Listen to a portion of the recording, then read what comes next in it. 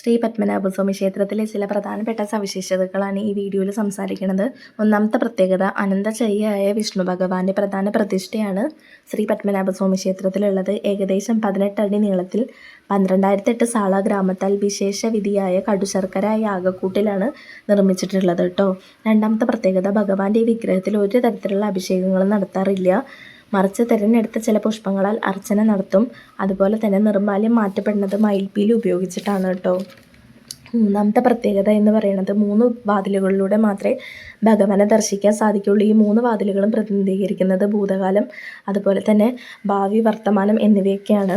നാലാമത്തെ പ്രത്യേകത പറഞ്ഞു കഴിഞ്ഞാൽ, അനന്തൻ എന്ന സർപ്പശ്രേഷ്ഠൻ്റെ മുകളിലാണ് ശ്രീ പത്മനാഭസ്വാമി അനന്തശയ്യയിൽ കിടക്കുന്നത്. ഈ ഒരു അനന്തൻ്റെ 5 തലകൾ പ്രതിനിധീകരിക്കുന്നത് പഞ്ചഭൂതങ്ങളെയാണ്. അഞ്ചാമത്തെ പ്രത്യേകത പറയണത്, അനന്തൻ്റെ ഈ അനന്തൻ എന്ന് പറയുന്ന ഈ നാഗം 3 ചുറ്റുകളായിട്ടാണ് അവിടെ കിടക്കണത്.